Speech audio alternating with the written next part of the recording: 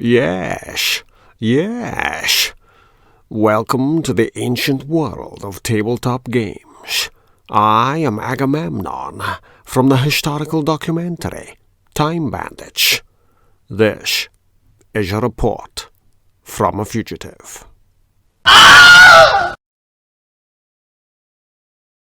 Maybe it's pronounced Halaster. Halaster sounds as though he's from the Western Isles. Any which way you cut it, here's a box of Halaster's Tumultuous templates.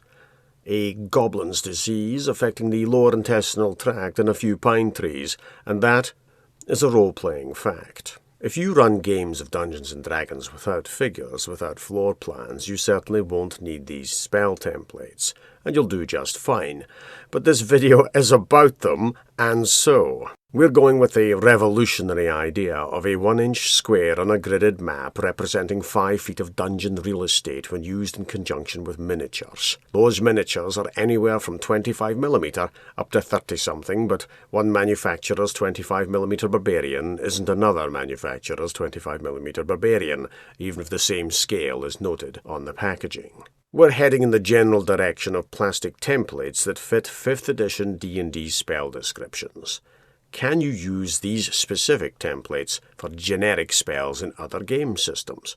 That's when you reach for the measuring tape. Also, there's the matter of different editions of Dungeons & Dragons. We'll come to that notion shortly. For now, there's a serious business of the legal disclaimers on the box, in the interests of avoiding accusations of a corporate entity financially preying on youth. These tumultuous spells are not to be sold to anyone under the age of 14. I've heard reports that industry inspectors hang outside game shops, asking shorter players what they just bought, in the hope that the inspectors can nail another rogue trader for selling contraband merch to kiddies. In my mind, the term adult collectors refers to people who keep unopened boxes of figures in the fridge for mystical reasons of increasing the monetary value of these popsicles over decades of storage. You may very well collect figures, but game accessories like templates are there to be used. I've never bought one of these boxes with wild variations inside them. The templates on display on the box cover are the templates I purchased. But the disclaimer is there just the same, for reasons of last-second production changes, I'm sure.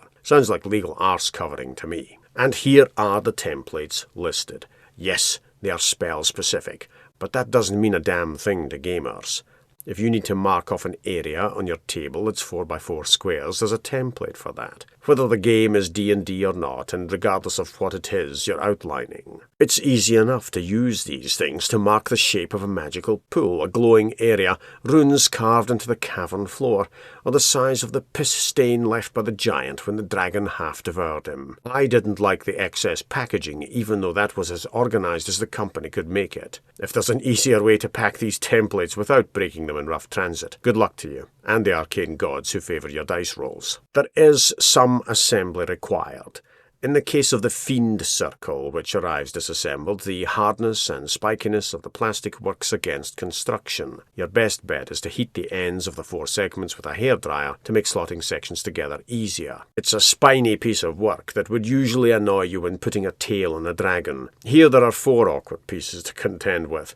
Don't cross the streams, it would be bad. That's an important safety tip. I don't keep these templates in the original packaging. They had to be freed from their fume-filled prison. I threw them into a large plastic box from the very useful line, 9-litre capacity. There's room for all of the templates and a few other spell effects that don't fit very well anywhere else.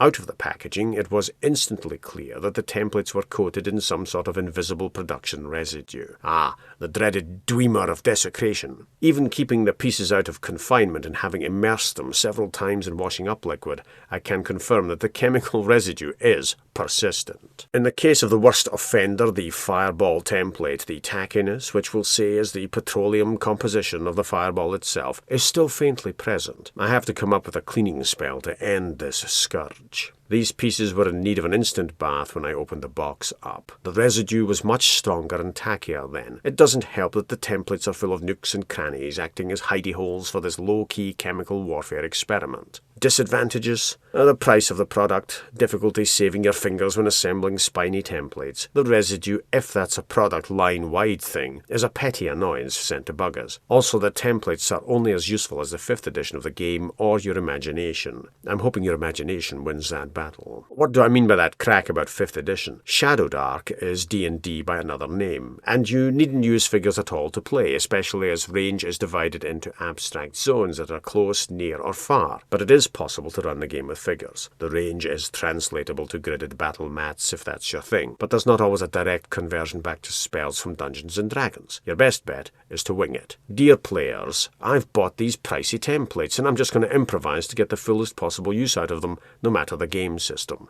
Fair enough. In 5th edition D&D, the fireball spreads out from a selected point, burning up everything within a 20-foot radius sphere. The Shadowdark fireball spreads around a landing point, filling a near-sized cube. Near in the game converts to 30 feet across, so that's a bit different, but not by much. Dear players, I've made cheap cardboard templates, and I'm just going to keep making cheap cardboard templates for every game system. These black ones are for Shadowdark. The silver edges are from accidental paint spray, but I just went with that. I've made it my casual mission in life to play most major editions of Dungeons & Dragons. These have a confusing numbering system. Original Dungeons & Dragons from 1974 is too close to its wargaming origins for me to run. It stands alone, and I leave it there. Basic, Expert, Companion, Master, and Immortals I set to one side. We never played using the BECME line of rules. Our story truly begins with Advanced Dungeons & Dragons. We call that 1st edition, and we name it thus on the basis that the follow-up is 2nd edition Advanced Dungeons & Dragons. The Advanced label was stripped clean for 3rd edition Dungeons & Dragons. I don't count edition 3.5 as anything other than a quick cash grab. 4th edition I didn't like the look of when I checked out a quick start guide. In the interests of science, I checked that quick start guide again just now. Hasn't changed my mind. To many gamers, 4th edition remains the red-headed stepchild of the D&D world,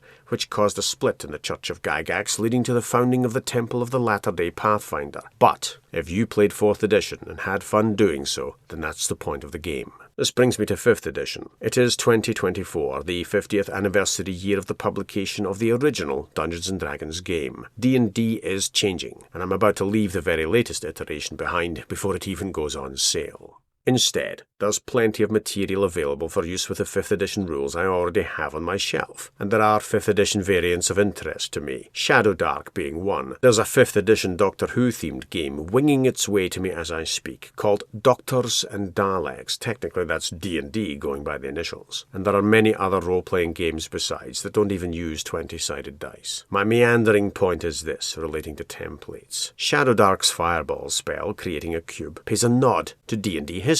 Hold that thought. Looking at the Halaster Fireball template is a matter of seeing who, on your side, is within the blast. If you're playing a relatively recent edition of the game, that is. Some editions changed in minor ways. Both editions of Advanced D&D are compatible with each other using a mere hint of effort. The 2nd edition has pages that are clearer and bluer when it comes to finding information. Seriously, what's with all the blue in there? It can't still be an anti-piracy measure foiling ancient photocopying machines at that stage. Go back into the earlier editions of D&D and you'll find casual nudity, a table for rolling random harlot encounters, and the horror that is descending armor class. The lower the armor number, the harder it is to hit the target in chivalrous or not so chivalrous combat. Fireball, though, oh boy.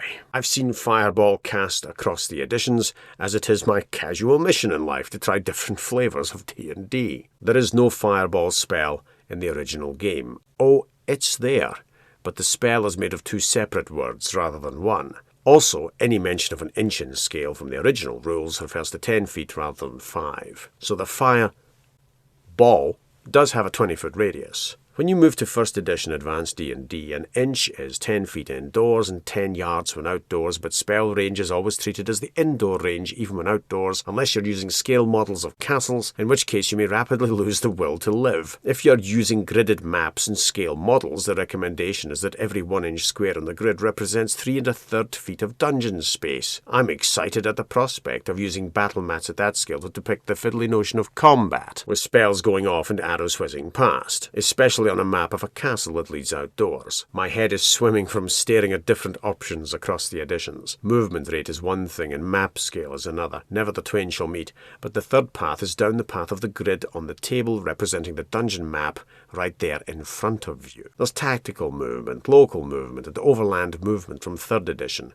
That version of the rules states that you need miniatures to play, but it is not true. With clear descriptions, a gaming group can navigate the most complex combat without figures or floor plans in sight. Been there, done that, worn out the t-shirt. With clear positions of figures on gridded maps, a gaming group can misunderstand the clear-cut layout right there in glorious Technicolor. Been there too, with hilarious consequences. A 1-inch square is definitely 5 feet across in 3rd edition D&D, though that information lurks in the Dungeon Master's Guide in a sly way that almost makes you think the Dungeon Master is meant to keep this arcane lore hidden from the players. Not true, but it's the impression given about a multitude of things in different Dungeon Master's Guides. What should be in the player's handbook and what resides in the Dungeon Master's Guide. This is a timeless battle between law and chaos, the primal forces of the cosmos, and, occasionally, it's just down to typesetting and alcohol. The 5th edition Dungeon Master's Guide tells us the standard everyone had been using across the editions, if those people employed figures and floor plans. A square on a map is 10 feet across in an adventure book, but a 1-inch square on floor plans or a battle mat is 5 feet for convenience of using figures. A passageway 10 feet across on the map may be represented by 1 square in the book, but on the gaming table that 1-inch grid won't hold the 4 party members jostling for treasure, even if you declare that it is 10 feet across. If you made use of cardboard floor plans, they'd be cut into the best possible combination of rooms and hallways. No one ever set down a 10-foot wide hallway that was 3 squares across. 2 squares, yes. 1 square, no. Maps in adventure books must fit into the adventure books. Plans set out on the table are placed there in manageable chunks. They take up the space available, and scale figures move conveniently across them. A 1-inch square on the table is 5 feet across, and your human-sized miniature fits there just fine. Anyway, let's unearth my anecdote. I've played in and run D&D across numbered editions, even if those editions weren't numbered on the book covers, though I skipped 4th edition for reasons of 4th edition. The fireball with a 20-foot radius in 5th edition is tame next to the one in 2nd edition. I'm not talking about damage. There's an alteration of damage capacity across editions. The earlier the edition, the lower the average hit points of characters and their foes. 5th edition characters have all the hit points. Shadowdark, based on 5th edition, but looking back to earlier games, has a simple way of getting back down to a deadlier atmosphere of play by keeping hit points lower. What am I talking about if I'm saying the 5th edition fireball is tame? I'm not mainly interested in the damage here. In 2nd edition, the fireball is still equipped with that size of blast, a radius of 20 feet, but it is described volumetrically in 10-foot cubes. 33 of them, and the blast expands to fill the available area. Shadowdark's cube description for a fireball harks back to 2nd edition's volumetric approach of describing cubes. Thankfully, that's as far as Shadowdark goes down that rabbit hole, providing 1 cube alone. In 2nd edition, the fireball doesn't spread 4 squares in every direction on a grid. Here in the fireball template, you see at its widest point that it takes in 4 squares before reaching the center and then goes for another 4 squares, as expected. But we're not talking about a circle. We are talking about a sphere. If the room is 10 feet high from floor to ceiling, 2 squares high at the greatest distance, then there's a lot of fireball volume that must go elsewhere, outward, across the room. Think of casting the 2nd edition fireball inside a medium-sized dungeon room as calling down an airstrike on your own position. This is the situation we found ourselves in. I'll set the scene. Here I'm using modular realms floor tiles that I still have to finish painting. The standard unit of scale reference is, as ever, the gelatinous cube. We ran into a room and straight into a fight. This caused so much noise that guards were attracted from another part of the complex, and now we had enemies at our back. Sandwiched between enemy battle lines inside the room, we made the best of a bad situation. Then one player made the situation worse. A few players managed to reach the door. They shut it on more guards. Time was just barely on our side. If we eliminated one battle line, we could all concentrate on the remaining foes before the guards in the hall inevitably burst in. Our enemies chipped away at our hit points. We missed mightily and left enemy hit points intact. The splintering door told a terrible tale. We didn't do our best. Instead, we did our below average. We rolled crap over yet another desperate round of frantic sword-waving. If we brought our arms to bear, we'd crush these bastards. But the dice gods frowned upon the scene, and that wasn't the tale Destiny wanted to tell. Astonishingly, the player who did the dirty on us timed the deed just right. This player had an item that could unleash a fireball. I was never quite clear about the exact nature of it. The player just said, "I have a fireball here." That didn't sound like a wizard casting fireball. The dungeon master smirked behind the DM's screen. "I use this fireball. Are you sure you want to do that? I can angle it into the corner of the room, and it'll only be 20 feet in our direction from the corner. That takes out those guys, and we are okay." Players chimed in about the dire circumstances we faced. Anything would be of use. I didn't like that smirk. "Hang on, are you sure about the size of this fireball? It's in the corner. 4 squares, and we're safe. I use it." And then we got into this revelation about volume and 33 cubes, and crucially the height of the ceiling, 10 feet. The DM started counting to 33, mapping out the volume of the room affected by the fireball in big fiery cubic chunks. There's 1 gelatinous cube to start you off. Blast area? Well, that would be the entire room then. The wooden door was given a save against fire, failed, vanished in the blast, and the fireball carried on into the corridor and around the corner. Everyone in the immediate vicinity was flambéed. Amazingly, all players saved for half damage. The guards, being weaker, died even if they saved. We smouldered out of there on 2 or 3 hit points apiece. If you had double digits left, you were a legend. Another round of delay, with the usual swords in our faces, lowering our hits, would have seen the entire party fitting inside an urn. But the player who messed up simply messed up in style at the right time. All sins forgiven. Or most of them anyway. The alternative to using these templates is to grab a piece of card, draw the dimensions required, and take scissors to the diagram, creating simple templates of your own. And the other alternative is not to use figures, maps, grids, or floor plans of any kind. At least if you're using nothing, you don't have to dip all that nothing in washing up liquid.